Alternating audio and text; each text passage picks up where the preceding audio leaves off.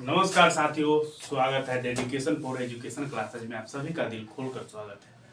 गणतंत्रता दिवस की आप सभी की ढेर सारी शुभकामनाएं और आपके और आप सभी देशवासियों को गणतंत्रता दिवस की ढेर सारी शुभकामनाएं। जैसा कि हम लोग जानते हैं कि आज 26 जनवरी 2025 है और हालांकि सभी को पता होता है कि 26 जनवरी 1950 को भारतीय संविधान को संविधान सभा द्वारा लागू किया गया था। संविधान सभा जब संविधान को अंगीकृत किया गया था उसकी तिथि 26 नवंबर 1949 है। हालांकि 26 नवंबर की जगह पर 26 जनवरी को इस तिथि को इसलिए निर्धारित की गई थी क्योंकि हम लोग यहाँ पर समझते हैं, क्योंकि इसका इतिहास जो है थोड़ा 1930 की है। 1930 में क्या हुआ था, जब कांग्रेस का अधिवेशन हुआ था 1929 का लाहौर अधिवेशन, उस समय के अध्यक्ष पंडित जवाहरलाल नेहरू थे। उन्होंने उस अधिवेशन कांग्रेस के जो अधिवेशन होते थे उस अधिवेशन में उन्होंने पूर्ण स्वराज की मांग की, कंप्लीट फ्रीडम की। हालांकि उन्होंने 26 जनवरी 1930 को स्वाधीनता दिवस के रूप में मनाया, अर्थात पूर्ण स्वराज को घोषित किया गया था। इसलिए हम लोग जो 26 नवंबर की जगह 26 जनवरी को उसका तिथि निर्धारित किया गया था। और आज के दिन गणतंत्रता दिवस भारतीय राष्ट्रीय पर्व का एक महान पर्व है, तीसरे सबसे बड़े राष्ट्रीय अवकाशों में गिना जाता है। आज भारत 76वां गणतंत्र दिवस मना रहा है और आज भारत में मुख्य अतिथि के रूप में इंडोनेशिया के राष्ट्रपति प्रोबंते सुबियांतो जी भारत के दौरे पर मुख्य अतिथि के रूप में भारत आए हुए हैं। तो जैसा कि चलिए आज समझते हैं कि हम लोग एक हिस्ट्री की क्लास आज स्टार्ट कर रहे हैं, जीके जीएस, क्योंकि आने वाली जितनी भी प्रतियोगी परीक्षाएं हैं उसको नस्ते नाबूद करने के लिए अति महत्वपूर्ण बातों को पढ़ेंगे और कंटेंट शानदार होगी। दोस्तों वीडियो को देखना मत भूलिएगा, क्योंकि अब जितने भी जीके जीएस सब आसान करके लोग कहते हैं ना जीके जीएस थोड़ा टफ होता है, ऐसा नहीं है। हम चीज़ों को जैसे जैसे समझेंगे ना, थोड़ा ऐसा है ना पेचीदा इसलिए होता है क्योंकि उसको रखने वाली चीज़ें, इतिहास के कुछ कुछ इंपॉर्टेंट डेट्स है उसको याद करने में लोगों को लगता है क्या कि हम इसे याद ही नहीं कर पाएंगे, क्योंकि याद होता है फिर बार बार हम लोग क्या करते हैं, भूल पाते हैं। लेकिन क्या कीजिएगा, सब्जेक्ट है, हमें पढ़ना है, क्योंकि नौकरी अगर लेनी है तो याद तो रखनी होगी। लेकिन ये सब याद करने के लिए हमें बार बार इस चीज़ को रिवाइज करेंगे तो क्या होगा, ये रिवीजन हो जाएगा। तो चलिए आज हम इतिहास से रिलेटेड पढ़ेंगे। इसके बाद क्या है, आज हिस्ट्री है। अगला जो सब्जेक्ट है शेड्यूल के अनुसार दूसरे इकोनॉमिक्स हो गए, पॉलिटी हो गए, ज्योग्राफी हो गए, ये सब भी क्लास होगी फ्री ऑफ कॉस्ट, एकदम यूट्यूब पे अवेलेबल होगी। इसके नोट्स भी जो चीज़ लिखाऊंगा ना क्लास में वही आपके पीडीएफ होंगे, तो ध्यान दीजिएगा और इसको आसानी से आराम से पढ़िएगा। दोस्तों चलिए स्टार्ट करते हैं क्लास को। तो आइए दोस्तों, हम लोग सबसे पहले जानते हैं कि इतिहास, हमें पता है कि हिस्ट्री, इतिहास के पिता के रूप में, फादर्स के रूप में हम किसे जानते हैं, इतिहास के जनक, इतिहास के जनक के रूप में हम लोग हेरोडोटस को जानते हैं, हेरोडोटस को जानते हैं। हेरोडोटस क्या था, एक यूनानी, ग्रीक यूनानी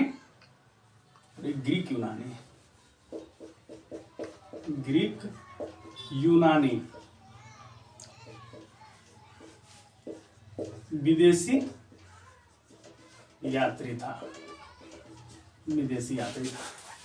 इसकी जो पुस्तक है, इसका नाम, हेरोडोटस का पुस्तक का नाम है हिस्टोरिका।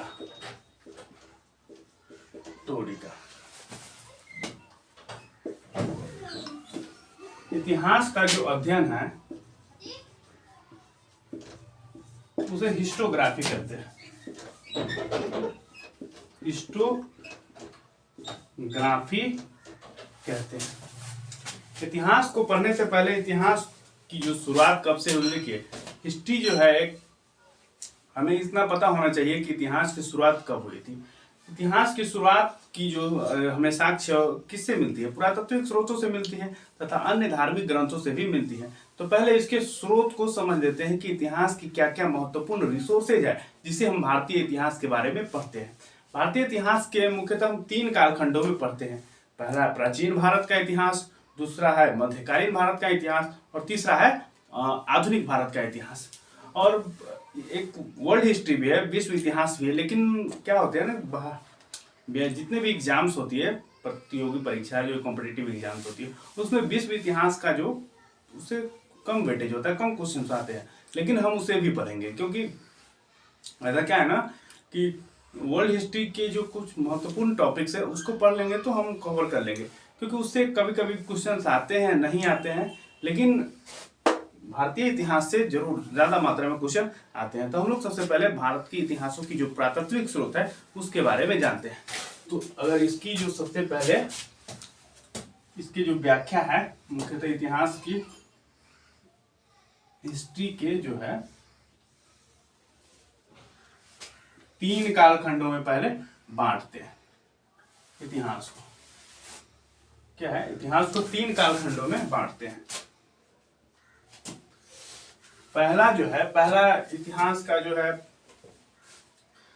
वैदिक साहित्य, वैदिक साहित्य,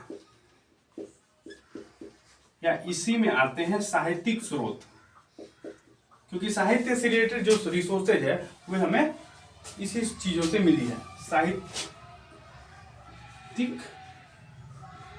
स्रोत। दूसरा पढ़ते हैं विदेशी यात्रियों के आगमन, विदेशी यात्री के आगमन, क्योंकि उन्होंने जब भारत में यात्रा के दौरान अपनी कुछ महत्वपूर्ण पुस्तकें भी लिखी है और भारत में इन्होंने अध्ययन किया है, तो इसकी जो बुक्स है, इसकी जो रचनाएं हैं, उससे भारतीय इतिहास के बारे में जानने को काफी मिलती है हमें। तीसरा है पुरातात्विक स्रोत, पुरातात्विक स्रोत। क्या है पुरातात्विक स्रोत? तो हम सबसे पहले वैदिक साहित्यों के बारे में पढ़ेंगे, फिर विदेशी यात्रियों के आगमन के बारे में पढ़ेंगे, फिर पुरातात्विक स्रोत के बारे में पढ़ेंगे। पुरातात्विक स्रोत में ही होता है पाषाण काल होते हैं, प्राचीन हिस्ट्री जो हम लोग पुरातात्विक इतिहास से स्टार्ट करेंगे। इसके बाद मेडाइवल्स होंगे और मॉडर्न होंगे। तो ये आप अगर इस प्रकार की माइंड मैपिंग बनाए तो किसी चीज को समझना आसान हो गया, क्योंकि हम जानते हैं कि इतिहास के जनक कौन सा है, हेरोडोटस। हेरोडोटस की पुस्तक का नाम क्या है, हिस्टोरिका। हेरोडोटस कौन थे, ग्रीक यूनानी एक विदेशी यात्री थे। उस इतिहास का अध्ययन क्या कहलाता है, हिस्टोग्राफी कहलाता है। इतिहास को 3 कालखंडों में बांटते हैं। पहला है वैदिक साहित्य, दूसरा है विदेशी यात्रियों के आगमन और तीसरा है पुरातात्विक स्रोत। तो दोस्तों आप इसको माइंड में भी या फिर आप स्क्रीनशॉट ले सकते हो। इसके बाद फिर आगे हम चलते हैं।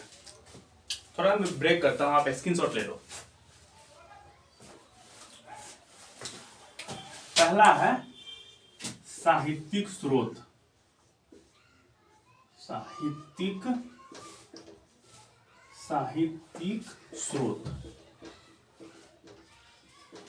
साहित्यिक स्रोत। साहित्यिक स्रोतों में क्या क्या आते हैं? साहित्यिक स्रोतों के अंतर्गत इसके अंतर्गत कौन सी पुस्तक आते हैं? वेद आ गया, आपका पुराण आ गया, महाकाव्य होते हैं, महाकाव्य तथा स्मृति हो गए, जैसे मनु स्मृति, नारद स्मृति, ये सब चीजें आदि। इसके अंतर्गत साहित्यिक स्रोत के अंतर्गत कौन सा आते हैं? वेद आते हैं, पुराण आते हैं, महाकाव्य तथा स्मृति आते हैं। इसके बाद क्या होता है, वेद जो है सबसे प्राचीन धर्म ग्रंथ है। वेद, सबसे पहले वेद के बारे में पढ़ते हैं। वेद क्या है? सबसे पहला पॉइंट, यह सबसे प्राचीन धर्म ग्रंथ है। प्राचीन धर्म ग्रंथ है। दूसरी बात, यह सबसे प्राचीन धर्म ग्रंथ है। वेद को श्रुति भी कहा गया है, इसे श्रुति भी कहा गया है। कहां पर? श्रवण परंपरा में सुरक्षित होने के कारण वेद को श्रुति भी कहा गया है। कहां पर? श्रवण परंपरा, श्रवण परंपरा, श्रवण परंपरा में। वेद का शाब्दिक अर्थ होता है, वेद का शाब्दिक अर्थ होता है ज्ञान। वेद का शाब्दिक अर्थ क्या होता है? ज्ञान होता है। वेद का शाब्दिक अर्थ होता है ज्ञान। वेद मुख्यतः वेद के जो संकलन करता है, इसके संकलन कर्ता के बारे में पढ़ते हैं। संकलन करता मतलब कि इसके जो एक टाइप से रचयिता के स्वरूप जानते हैं। संकलन कर्ता, वेदों के संकलन कर्ता के रूप में किसे जानते हैं? महर्षि कृष्ण द्वैपायन वेद व्यास को। ये सब चीजें एग्जाम में पूछे जाएगी दोस्तों, क्योंकि इस समय ना एक एमसीक्यू में क्वेश्चन आते हैं, तो आपसे अगर पूछ लेगा तो वेदों के संकलन करता कौन सा है, तो महर्षि कृष्ण द्वैपायन वेद व्यास। वेद का शाब्दिक अर्थ क्या होता है? ज्ञान होते हैं। श्रुति वेद को कहां पर कहा गया है? श्रवण परंपरा में। यह सबसे क्या है? प्राचीन धर्म ग्रंथ है। ऐतिहासिक स्रोत की जो इतिहास की जो प्रमुख स्रोत है, उसमें से सबसे प्राचीन ग्रंथ धर्म ग्रंथ कोई है तो ये वेद है। इसके 4 प्रकार होते हैं। वेद के 4 प्रकार होते हैं। 4 प्रकार है वेदों के। 4 प्रकार है। पहला कौन सा है? ऋग्वेद। दूसरा है यजुर्वेद।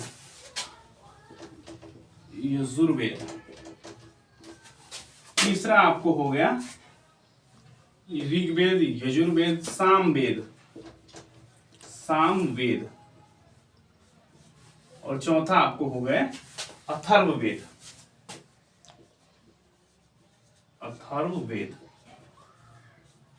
चौथा क्या होगा? अथर्ववेद।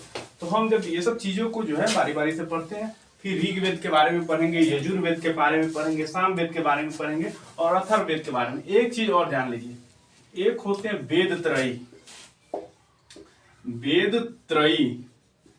वेद त्रयी में कौन कौन से वेद आते हैं? ये क्वेश्चन पूछे गए भाई साहब, ये क्वेश्चन पूछा गया है, इस बात को ध्यान रखना। वेद त्रयी में मुख्यतः 3 वेद आते हैं। ऋग्वेद,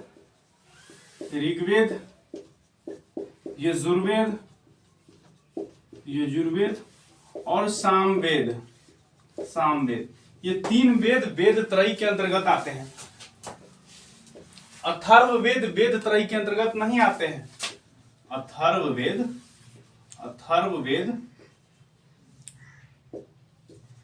वेद त्रयी के अंतर्गत नहीं आते हैं। क्योंकि अथर्ववेद की रचना है ना बहुत बाद में, अंत में होने के कारण वेद त्रयी में अथर्ववेद को नहीं रखा जाता। तो ये सब चीजें आपको पता होनी चाहिए। अथर्ववेद जो है वेद त्रयी के अंतर्गत नहीं आते हैं। वेद त्रयी में कौन कौन सा वेद आते हैं? ऋग्वेद हो गया, यजुर्वेद हो गया, सामवेद हो गया। ये सब क्वेश्चन पूछे जाते हैं। अब हमें ऋग्वेद के बारे में पढ़ना है।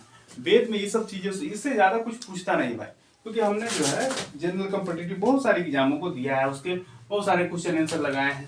आपको जो पढ़ा रहा हूँ वो बस इतना पढ़ लो।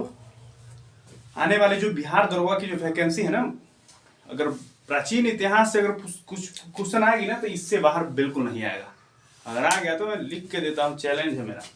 तो चलिए इसको आप स्क्रीनशॉट ले लो, क्योंकि ये सब है ना मेन। देखो लोग क्या होता है आजकल यूट्यूब में बहुत सारे शिक्षक पढ़ाते हैं, इसमें नो डाउट अच्छे भी है, सभी शिक्षक अच्छे हैं।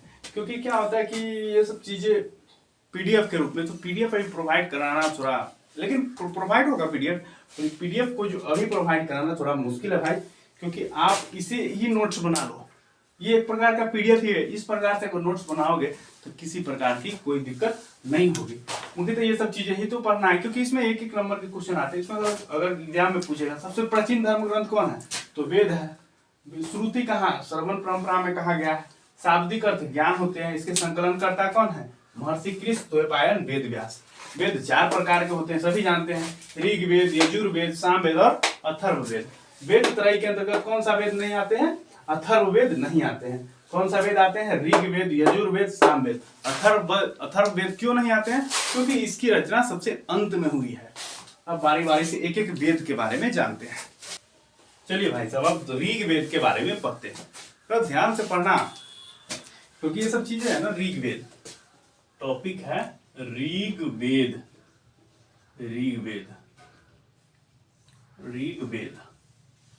इसके इंपॉर्टेंट टॉपिक्स हम लिख लेते हैं।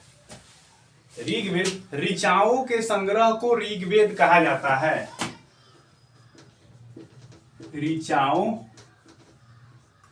ऋचाओं का अर्थ होता है मंत्र।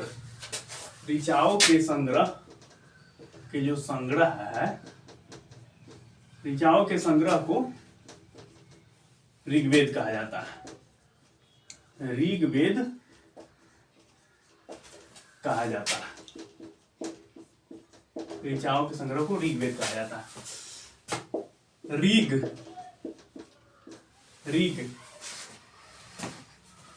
ऋग्वेद में जो ऋचाएं हैं,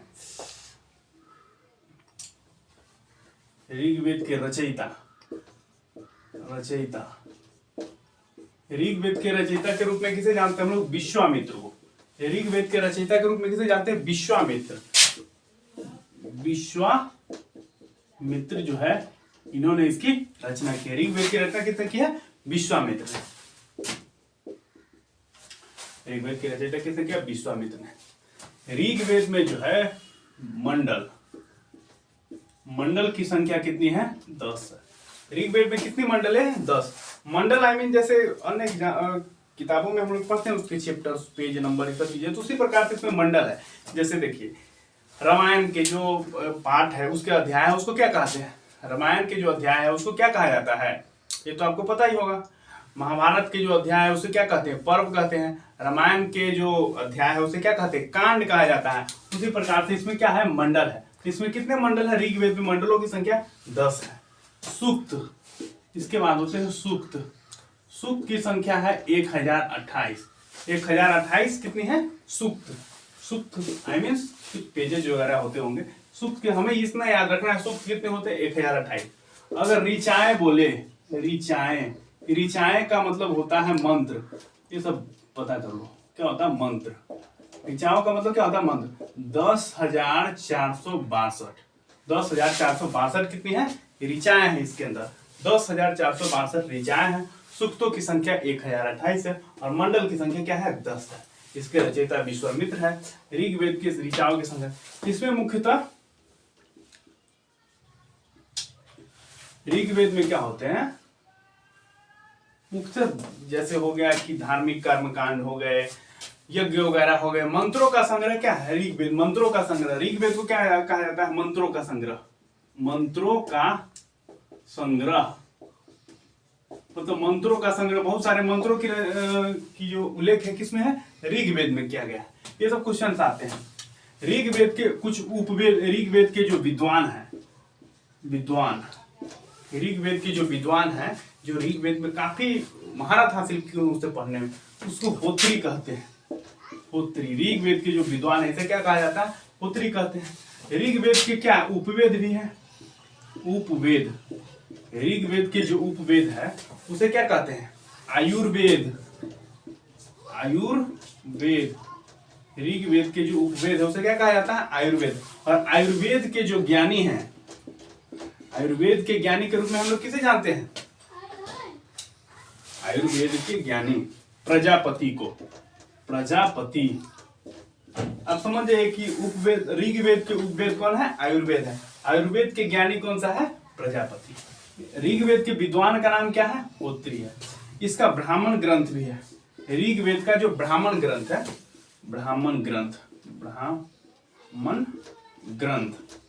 ऋग्वेद के जो ब्राह्मण ग्रंथ है उसे कहा जाता है ऐत्रेय कौस्तिकीय। ये सब चीजें याद रखना, पूछेगा हमसे ऋग्वेद का ब्राह्मण ग्रंथ कौन सा है? तो ऐत्रेय या फिर कौस्तिकीय। ऐत्रेय और कौस्तिकीय किसके ब्राह्मण ग्रंथ है? ऋग्वेद के। ऐत्रेय में क्या चीज लिखा हुआ है?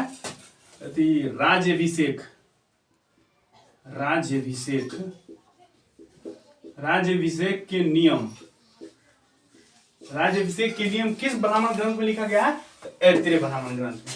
इसके बाद ब्राह्मण ग्रंथ हो गए, विद्वान हो गए, इसको उपवेद हो गए, इसके ब्राह्मण ग्रंथ हो गए। चलिए, अब इसके जो 10 मंडल में से 10 मंडल इंपॉर्टेंट नहीं है, लेकिन कुछ कुछ मंडल ऐसे हैं जो काफी इंपॉर्टेंट है। जैसे ऋग्वेद के तीसरे मंडल और पूछेगा ऋग्वेद के तीसरे मंडल में क्या लिखा हुआ है, तो गायत्री मंत्र लिखा हुआ है। गायत्री मंत्र जानते हो ना आप? गायत्री मंत्र, गायत्री मंत्र, गायत्री मंत्र जो है किसने? सूर्य देवता द्वारा सावित्री को समर्पित है। सूर्य देवता द्वारा, सूर्य देवता द्वारा गायत्री मंत्र जो है सूर्य देवता द्वारा सावित्री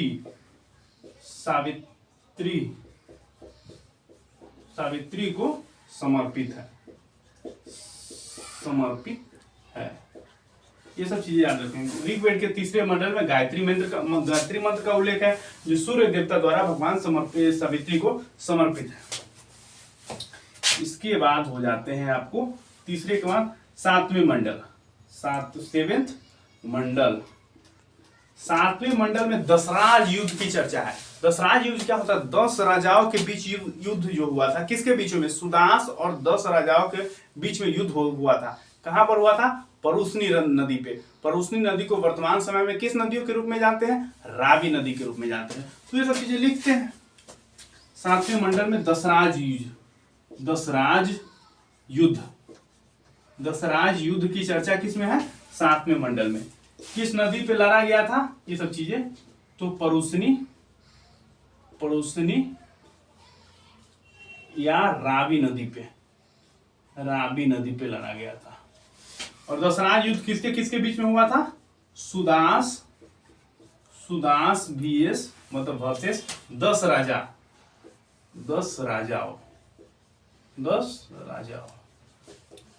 राजाओं के बीच में दशराज युद्ध हुआ था। किस नदी पे? परुष्णी या फिर रावी नदी पे। सातवें मंडल में इसका उल्लेख है। पूछेगा आपसे ऋग्वेद के कौन से मंडल में दशराज युद्ध की चर्चा है? तो सातवें मंडल में। गायत्री मंत्र का उल्लेख किसमें है? तीसरे मंडल में। इसके ब्राह्मण ग्रंथ कौन सा है? ऐत्रेय और कौस्तुकीय। अब अगर आपसे पूछे कि ब्राह्मण ग्रंथ में जो ऐत्रेय है उसमें किस नियमों का उल्लेख किया गया है? तो राज्याभिषेक के नियम को उल्लेख किया गया है। ये तो सब पढ़ ही लिए। इसके बाद और कुछ मंडल है। 9वें मंडल, इधर देखो भाई साहब, ठीक है क्या? 9वें मंडल, 9th मंडल। 9वें मंडल में है सोम देवता का उल्लेख। सोम देवता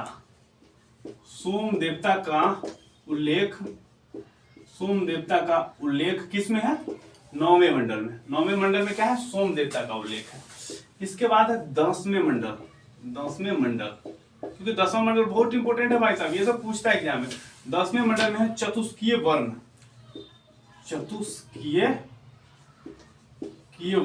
चतुष्कीय वर्ण का मतलब कि 4 वर्णों मतलब 4 जातियों की चर्चा किस मंडल में की गई है? 10वें मंडल में। वो 4 जाति कौन सा है? ब्राह्मण,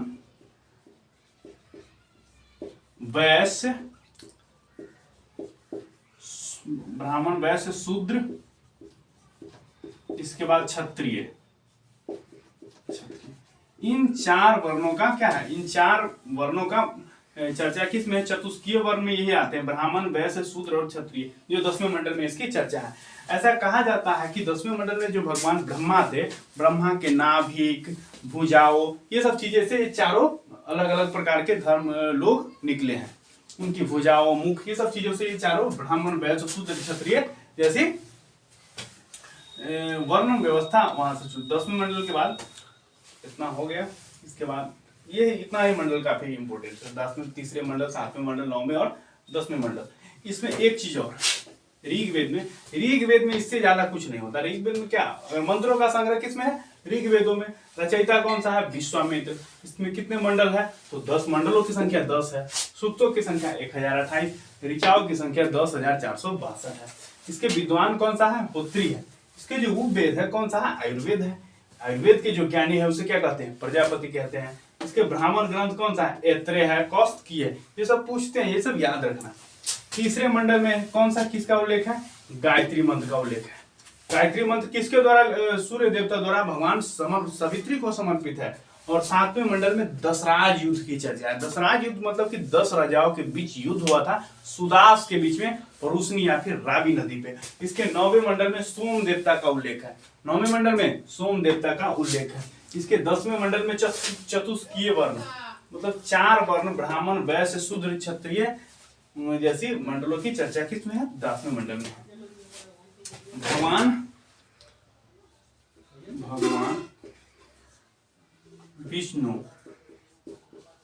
विष्णु की जो हम जानते हैं ना, भगवान विष्णु की जो 52वां अवतार है, जिससे 3 पगों से पूरे भूमि को माप लिया था, उसकी चर्चा भी ऋग्वेद में किया गया। भगवान विष्णु के 3 पगों या वामनावतार की चर्चा ऋग्वेद में किया गया। ऋग्वेद में क्या किया गया? भगवान विष्णु के 3 पगों है भाई साहब, ये पगों मतलब 3 पैर से पूरे भूमि को माप दिया था, या फिर उसके वामनावतार की चर्चा किसमें है? ऋग्वेद में किया गया। ये सब स्क्रीनशॉट ले लो इसका।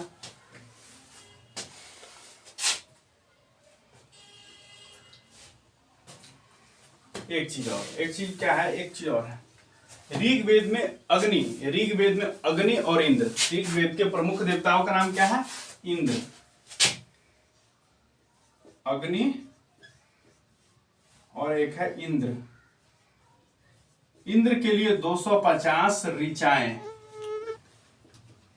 इंद्र के लिए पूछिए कि कितनी ऋचाएं हैं? 250 ऋचाएं, 250 मंत्र लिखी गई है। और अग्नि के लिए 200 ऋचाएं। अग्नि के लिए 200 ऋचाएं का उल्लेख है, और इंद्र के लिए 250 ऋचाओं का क्या है? उल्लेख है। अब इससे ज्यादा ऋग्वेद में कुछ है नहीं इसके बारे में। और अगर जानते हो तो आप, हमें इतना ही पढ़ना है एंशिएंट हिस्ट्री में, 1-2 क्वेश्चन इससे आते ही है, तो उससे ज्यादा पढ़ने की क्या है? इसके बारे में जो था इम्पोर्टेंट पॉइंट हो तो मैं बता दिया। इसके बाद आप पढ़ते हैं यजुर्वेद और सामवेद के बारे में। स्क्रीनशॉट लेना चाहते हो तो ले लो स्क्रीनशॉट इसका।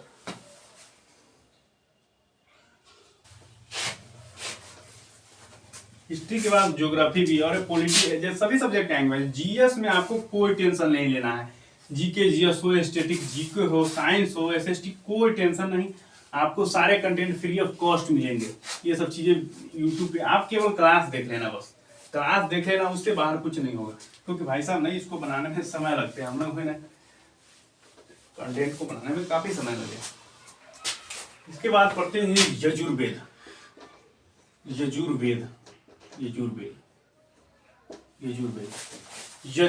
में मुख्यतः किसकी चर्चा है? तो धार्मिक कर्म कांड की प्रधानता इसमें किसमें है? यजुर्वेद में। कर्म कांड की प्रधानता किसमें है? यजुर्वेद में है। यजुर का मतलब ये होता है क्या करना है? यज्ञ करना।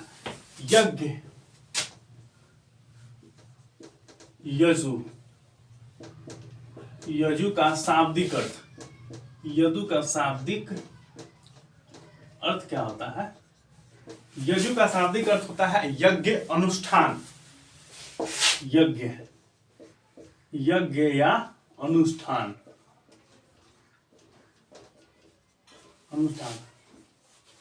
तो यजुर्वेद में किसकी चर्चा है? मुख्यतः यज्ञ और अनुष्ठान की चर्चा किसमें है? यजुर्वेद में किया है। यजुर्वेद में इसके भी कुछ उपवेद होंगे, इसके जो विद्वान होंगे। यजुर्वेद को जो विद्वान है, यजुर्वेद को विद्वान को क्या कहा जाता है? अर्धवार्यु किसे कहा जाता है? इसके विद्वान है। यजुर्वेद को जो विद्वान है उसे क्या कहा जाता है? अर्धवार्यु। इसके ब्राह्मण ग्रंथ, यजुर्वेद के ब्राह्मण ग्रंथ का नाम क्या है? तैत्रेय और शतपथ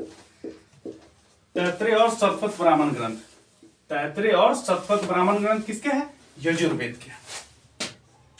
इसके बाद में इसके कुछ उपवेद होंगे। उपवेद, यजुर्वेद के जो उपवेद है उसे क्या कहा जाता है? यजुर्वेद के जो उपवेद है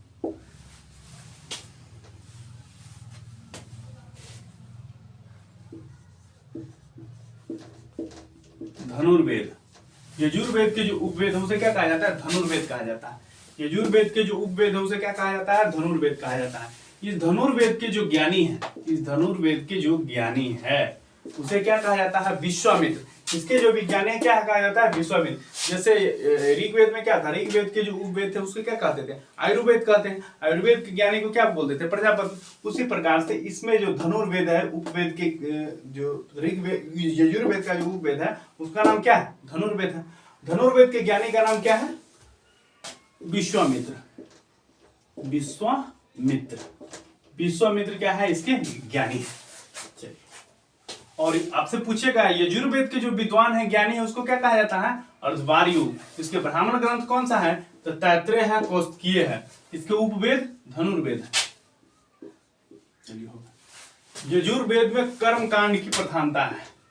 कर्म कांड मतलब जितने भी क्रियाकलाप होते हैं, संस्कार वगैरह होते हैं, उपनयन संस्कार, जितने भी यज्ञ अनुष्ठान की चर्चा किसमें की गई है, यजुर्वेद में की गई है।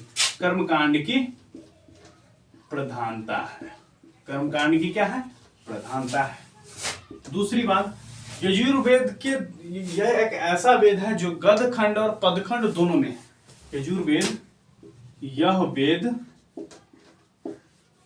दो खंडों में है, दो खंडों में वर्णित है, दो खंडों में वर्णित है। यह वेद जो है दो खंडों में वर्णित है। पहला कृष्ण यजुर्वेद, दूसरा शुक्ल यजुर्वेद। शुक्ल यजुर्वेद, कृष्ण यजुर्वेद जो है 12, चलो, कृष्ण यजुर्वेद जो है गद खंड में लिखे गए हैं। गद खंड में कौन सा है, कृष्ण यजुर्वेद। शुक्ल यजुर्वेद पदखंड, पद खंडों में लिखे गए। शुक्ल यजुर्वेद क्या है, पद खंडों में लिखा गया है। तो इसको हम लिख सकते हैं, यह वेद गद खंड, गद एवं पद दोनों खंडों में उल्लेखित है। दोनों खंडों में उल्लेखित है। दोनों खंडों में क्या है, उल्लेखित है। यह वेद गद खंड एवं पद खंड दोनों खंडों में क्या है, उल्लेखित है।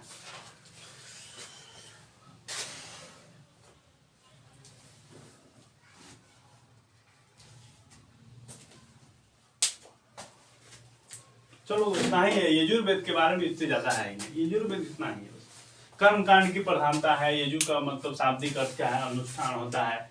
इसके विद्वान है, ब्राह्मण ग्रंथ है यजुर्वेद, ये सब चीजें ये ध्यान रखना है। यह गदखंड एवं पदखंड दोनों में, क्वेश्चन अक्सर पूछे जाते हैं। कृष्ण यजुर्वेद है और शुक्ल यजुर्वेद है। यह वे दो खंडों में वर्णित है। कर्मकांड की प्रधानता अगर पूछे किसमें है, तो यजुर्वेद है। ज्यादातर यज्ञ वगैरह, यज्ञ अनुष्ठान की चर्चा किसमें है, यजुर्वेद में। इसके विद्वान अध्वर्यु, ब्राह्मण ग्रंथ तैत्रेय है, शतपथ है, उपवेद धनुर्वेद, ज्ञानी इसके विश्वामित्र। तो आप स्क्रीनशॉट ले लो आप। अरे शानदार कंटेंट है भाई साहब, टेंशन मत लो, कंटेंट शानदार होगी।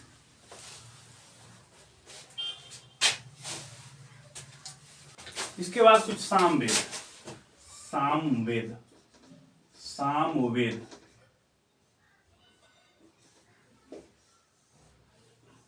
साम, ठीक है ना, सामवेद याद आएंगे ना कैमरा में, ये सब चीजें। सामवेद का मतलब साम का शाब्दिक अर्थ, साम, साम का शाब्दिक अर्थ, शाब्दिक अर्थ होता है संगीत। साम का शाब्दिक अर्थ क्या होता है, संगीत। साम का शाब्दिक अर्थ क्या होता है, संगीत होते हैं। साम का शाब्दिक अर्थ क्या होते हैं, संगीत होते हैं। सामवेद को हम लोग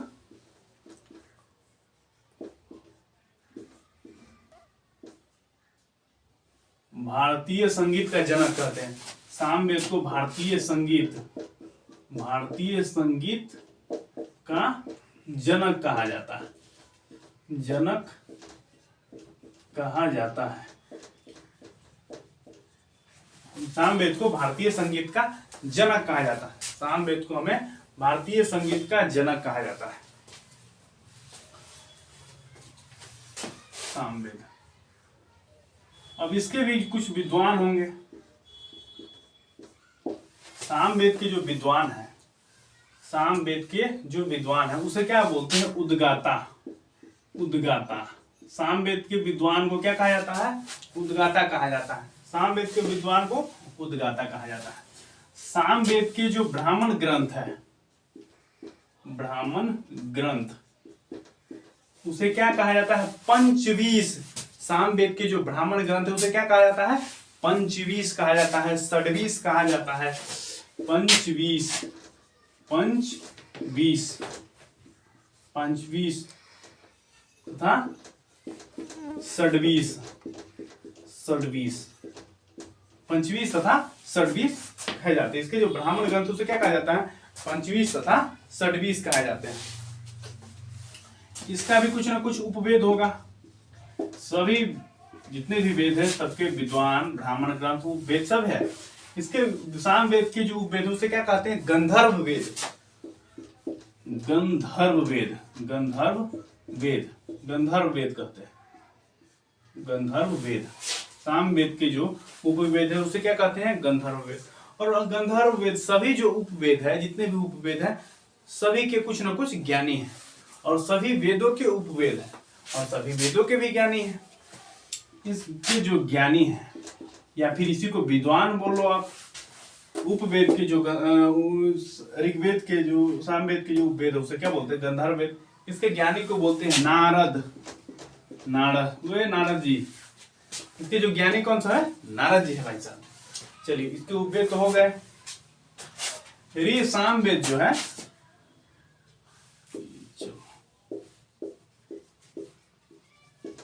यह वेद, अगर पूछे कि सामवेद है, सामवेद किस दूसरे वेद पर आधारित है, तो यह वेद ऋग्वेद पर आधारित है। ऋग्वेद, ऋग्वेद पर आधारित है। सामवेद किस वेद पर आधारित है?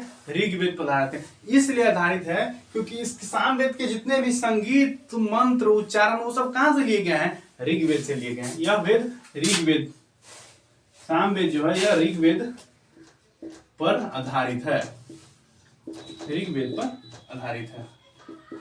सामवेद, यह सामवेद मुख्यतः ऋग्वेद पर आधारित है, क्योंकि क्योंकि क्योंकि सामवेद के अधिकांश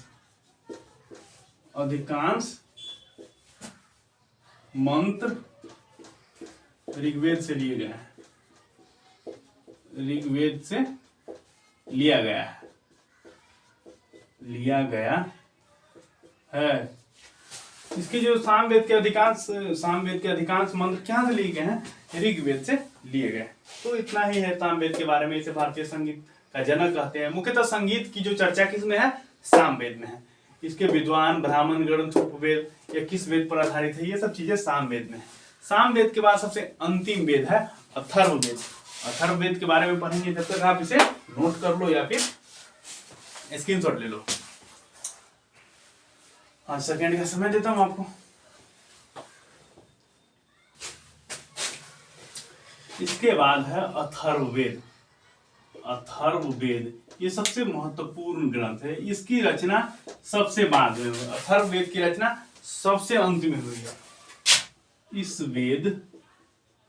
वेद की रचना सबसे अंत में हुई है। सबसे अंत में हुई है। अंत में हुई है। इसीलिए इसकी रचना सबसे अंत में होने के कारण ही इसे वेद त्रयी के अंतर्गत नहीं रखा जाता है। अथर्ववेद के जो रचयिता है, रचयिता इसकी जो रचयिता है, अथर्वा ऋषि को कहा जाता है। अथर्वा ऋषि। अथर्ववेद के रचयिता के रूप में किसे जानते हैं? अथर्वा ऋषि के रूप में जानते हैं। अथर्ववेद के भी उपवेद होंगे, क्योंकि इसके भी पहले इसके विद्वान को देखते हैं। अथर्ववेद के जो विद्वान हैं उसे क्या कहा जाता है? अथर्ववेद के विद्वान को कहा जाता है ब्रह्मा। ब्रह्मा, अथर्ववेद के विद्वान को क्या कहा जाता है? ब्रह्मा कहा जाता है। इसके जो ब्राह्मण ग्रंथ है, ब्राह्मण ग्रंथ, अथर्ववेद के जो ब्राह्मण ग्रंथ है, अथर्ववेदों के जो ब्राह्मण ग्रंथ है, उसे क्या कहा जाता है?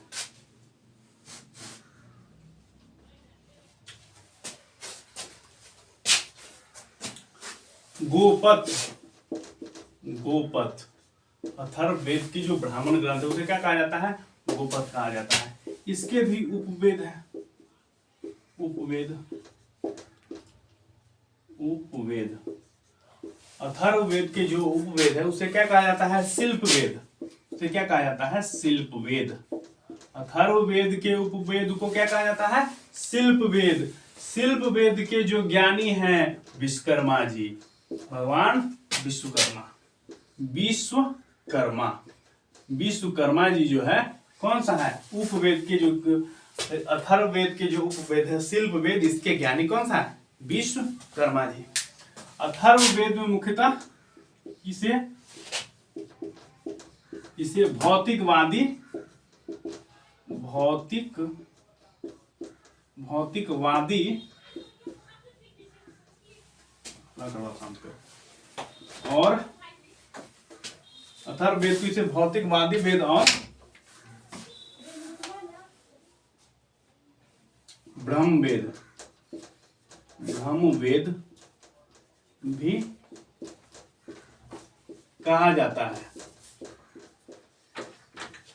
इस वेद को भौतिकवादी या फिर ब्रह्मवेद भी कहा जाता है। अथर्ववेद को भौतिकवादी या फिर ब्रह्मवेद के रूप में जानते हैं। ब्रह्मवेद के रूप में इसलिए जानते हैं क्योंकि इसकी रचना ब्रह्मा ऋषि ने किया है। इसके विद्वान जो है ब्रह्मा ऋषि है, इसलिए शायद इसके बारे में कहा जाता है। इसमें मुख्यतः किसका उल्लेख है? उसमें किसका उल्लेख है? अथर्ववेद में किसकी उल्लेख है? अथर्ववेद में मुख्यतः जो सामान्य मनुष्य की विचार तथा अंधविश्वास की चर्चा है। अंधविश्वास, अंधविश्वास, अंधविश्वास, जादू टोना, जादू टोना, जड़ी बूटी, जड़ी बूटी, जड़ी बूटी के बाद वशीकरण, वशीकरण आदि आदि चीजों की चर्चा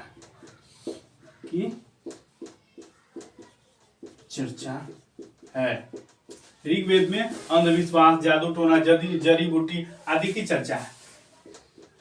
इसमें सती प्रथा का भी उल्लेख है। अथर्ववेद में सती प्रथा का भी उल्लेख है। अगर आपसे पूछेगा क्वेश्चन कि किस वेद में सती प्रथा का उल्लेख है, तो अथर्ववेद में सती प्रथा, सती प्रथा का उल्लेख, सती प्रथा का उल्लेख किसमें है? अथर्ववेद में। ये सब चीजें आप नोट करते रहोगे। सती प्रथा का उल्लेख किसमें है? अथर्ववेद में। अथर्ववेद में मुख्यतः किसका उल्लेख है? अंधविश्वास, जादू टोना, जड़ी बूटी, वशीकरण आदि चीजों की चर्चा है। एक चीज और, अथर्ववेद में जो है प्रजापति की जो 2 पुत्रियां थी जिसे सभा और समिति कहा गया था। ये क्वेश्चन बार बार पूछे जाते हैं कि प्रजापति की 2 पुत्रियां कौन है? सभा और समिति।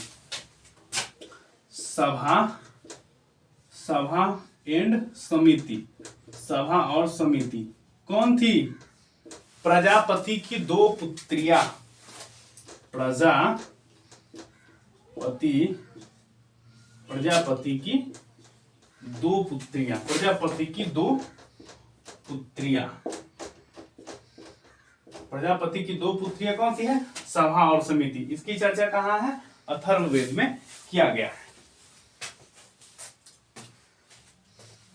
तो अथर्ववेद में इससे ज्यादा कुछ है नहीं, इसके बारे में आप पढ़ो। फिर इसके बाद कुछ और, इसके बाद थोड़ा और बच जाते हैं, आरण्यक बच जाते हैं, उपनिषद बच जाते हैं और पुराण बच जाते हैं।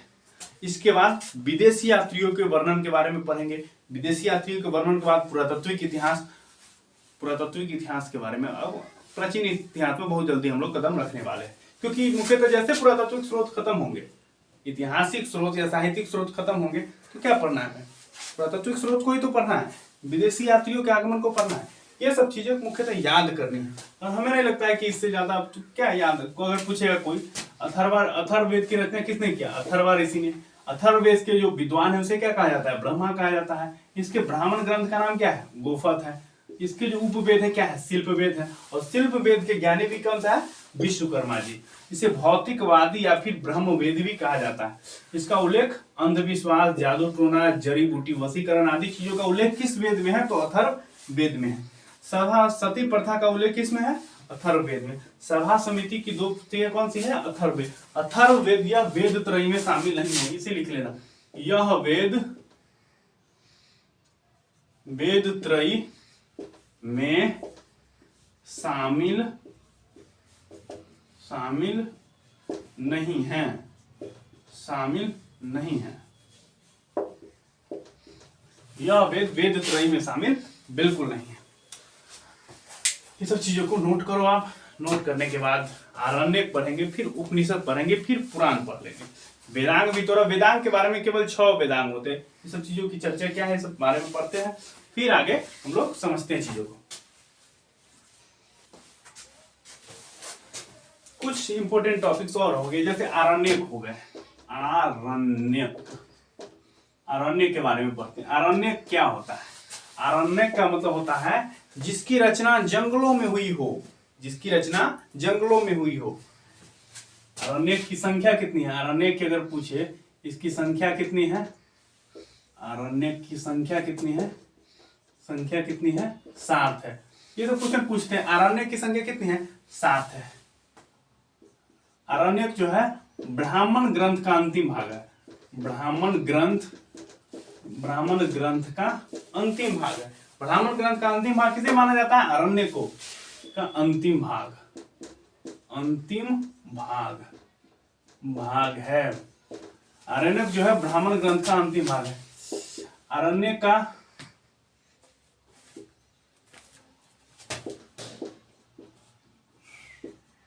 का शाब्दिक अर्थ क्या होता है? अरण्य का शाब्दिक अर्थ क्या होता है?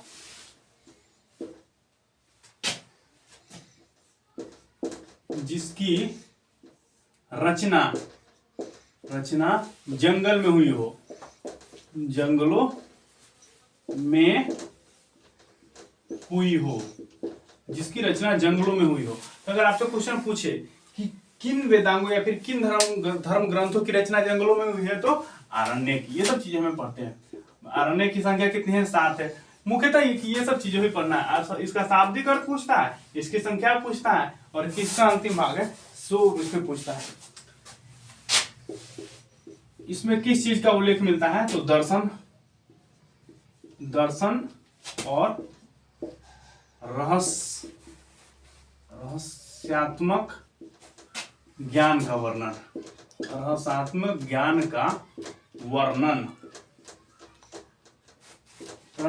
ज्ञान का वर्णन किसमें है?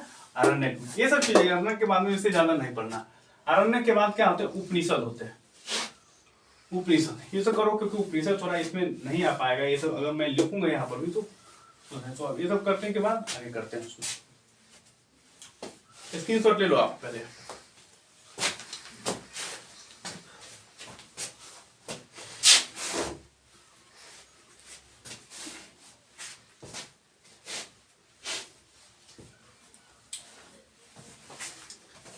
इसके बाद कुछ और इंपॉर्टेंट टॉपिक्स है। अब वेदांग बच गए, पुराण बच गए और उपनिषद बच गए। उपनिषद थोड़ा महत्वपूर्ण है क्योंकि इससे क्वेश्चन आते हैं, उपनिषद से क्वेश्चन पूछे जाते हैं, तो इसको जरा ध्यान से पढ़िएगा आप लोग। उपनिषद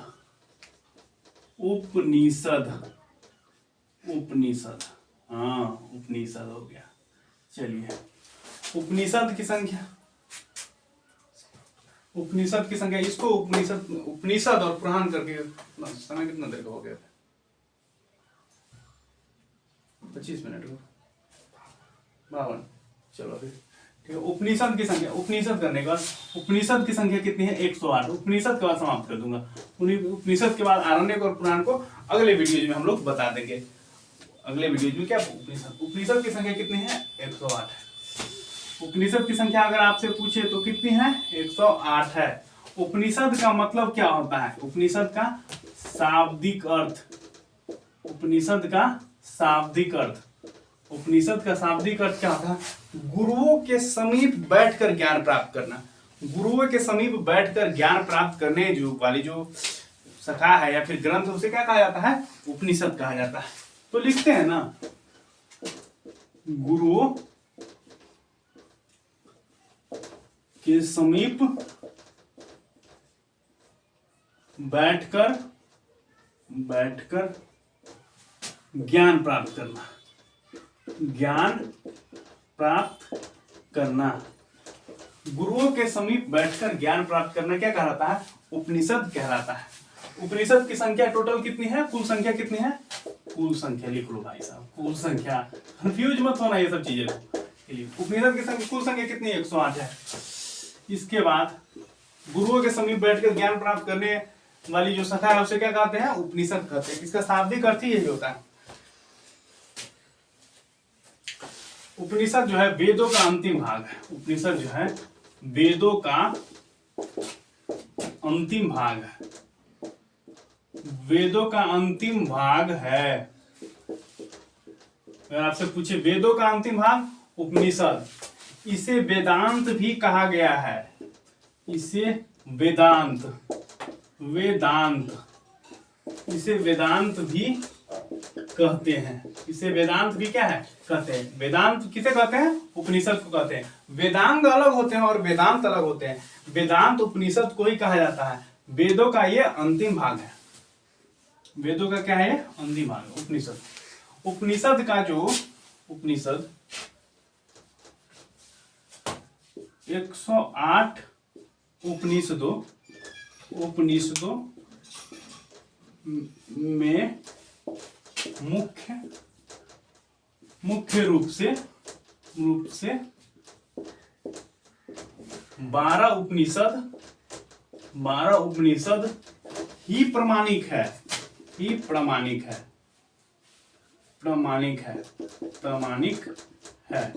अब इसका मतलब समझते हैं। जैसे उपनिषद की संख्या तो 108 है। ऐसा होता है ना, कभी कभी कोई चीज की संख्या बड़ी होती है लेकिन उसका प्रमाण, उसकी मान्यता कम, लिमिटेड मात्रा में रहती है। तो उसी प्रकार से उपनिषद की संख्या कितनी है? 108 है, जिसमें से 12 उपनिषद को ही मान्यता मिली है। इसी के प्रमाण मिलते हैं, अर्थात इसी से हमें भारतीय इतिहास के बारे में जानते हैं। तो चलो ये सब चीजें, अगर पूछेगा उपनिषद का संबंध किस शास्त्र से है? इसका जो है संबंध उपनिषद का संबंध किससे है? दर्शन शास्त्र से। किससे है? दर्शन शास्त्र से। उपनिषद का संबंध किस शास्त्र से है? तो दर्शन शास्त्र से है। अब कुछ उपनिषद है, 5-6 उपनिषद ऐसे हैं जिसके बारे में कुछ वाक्य लिखे गए हैं। जैसे हमें पता है कि भारत का जो राष्ट्रीय वाक्य है सत्यमेव जयते, अगर पूछे किस उपनिषद से लिया गया है तो मुंडोक उपनिषद। इसके बाद होते हैं कंठोपनिषद। कंठोपनिषद में क्या होते हैं कि यम और नचिकेता के संवादों का वर्णन किसमें किया गया है? कंठोपनिषद में किया गया है। पंचशील सिद्धांत किसमें किया गया है? तो छंदों के उपनिषद में किया गया है। गार्गी संहिता या फिर गार्गी संवाद का उल्लेख किसमें है? बृहदारण्यक उपनिषद में है। ये सब चीज को मैं लिख देता हूँ क्रमबद्ध तरीकों से। मैं चलो उपनिषद की एक चीज और पढ़ते हैं। उपनिषद का आरंभिक 10 जो उपनिषद को जो आरंभिक 10 भाष्य किसने लिखा? अगर पूछे उपनिषद का आरंभिक 10 भाष्य किसने लिखा? तो शंकराचार्य ने। इसके बारे में पढ़ेंगे शंकराचार्य के बारे में पढ़ते हैं। उपनिषद का जो आरंभिक 10 भाष्य किसने लिखा है? शंकराचार्य ने। और उपनिषद के कुछ उपनिषद ऐसे हैं जिसमें कुछ वाक्यों का वर्णन है, जिससे क्वेश्चन पूछे जाते हैं, उस सब चीजों को पढ़ते हैं। जब तक आप स्क्रीनशॉट ले लो या फिर उपनिषद टॉपिक यही रहेगा।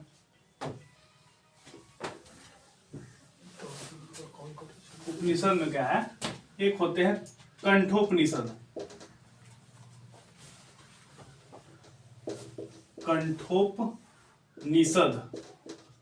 ये क्वेश्चन पूछे जाते हैं इससे भाई साहब, इसके बारे में ध्यान रखना। कंठोपनिषद के बाद क्या आते हैं? छंदों के उपनिषद होते हैं। कंठोपनिषद के बाद क्या होते हैं? छंदोग्य उपनिषद होते हैं। छंदोग्य उपनिषद, छंदोग्य उपनिषद। इसमें किस चीज की चर्चा है वो सब चीजें। कंठोपनिषद में क्या है, यम व नचिकेता संवाद पूछेगा। यम नचिकेता संवाद का वर्णन, संवादों का वर्णन, यम व नचिकेता संवादों का वर्णन किसमें, कंठोपनिषद में। छंदोग्य उपनिषद में क्या है, पंचशील सिद्धांत, बौद्ध धर्म के पंचशील सिद्धांत, बौद्ध धर्मों का पंचशील सिद्धांत,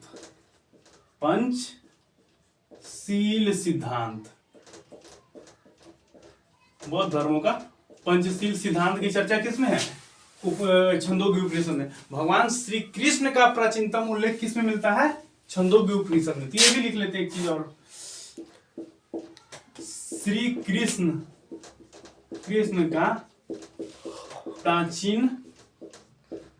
प्राचीनतम उल्लेख अगर पूछे, श्री कृष्ण का प्राचीनतम उल्लेख किस उपनिषद से मिलता है, तो छंदोग्य उपनिषद।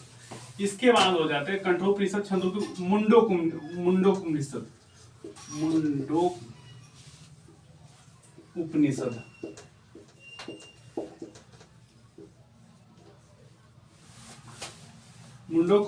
मुंडोपनिषद में क्या है, सत्यमेव जयते, सत्यमेव जयते जो है कहां से लिया गया है, मुंडोपनिषद से। तो सत्यमेव जयते क्या है, भारत का राष्ट्रीय वाक्य है, भारत का क्या है, राष्ट्रीय वाक्य है क्या, सत्यमेव जयते। किसमें लिखा गया है, मुंडोपनिषद में लिखा गया है। इसके बाद होते हैं जवालोपनिषद,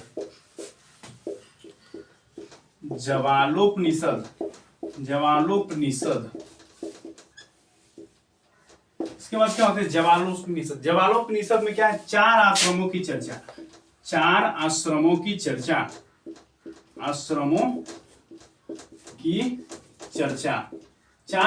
की चर्चा किसमें है, जवालोपनिषद में है। चार उपनिषद आश्रमों की चर्चा किसमें है, जवालोपनिषद में है। इसके बाद है ऐत्रेय उपनिषद, ऐत्रेय एक ब्राह्मण ग्रंथ है, किसका, अभी पढ़ा है, ऋग्वेद का, और ये एक प्रकार का उपनिषद भी है, ऐत्रेय उपनिषद में क्या है, ऐत्रेय उपनिषद में मुख्यतः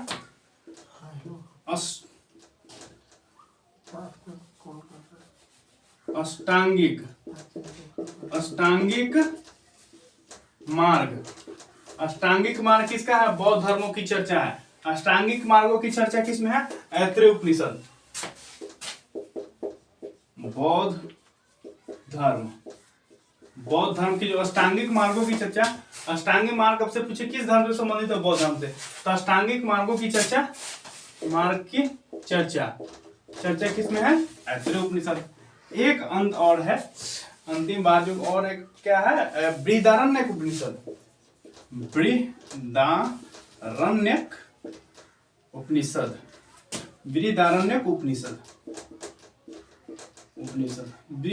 उपनिषद में क्या है, यम गार्गी संवाद,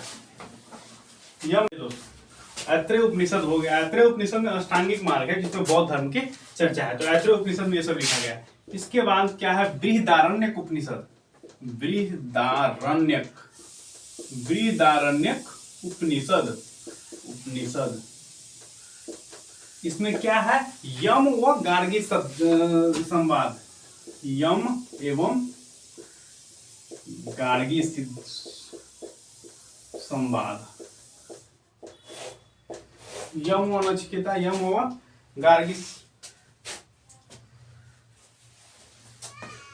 यम नहीं, याज्ञवल्क्य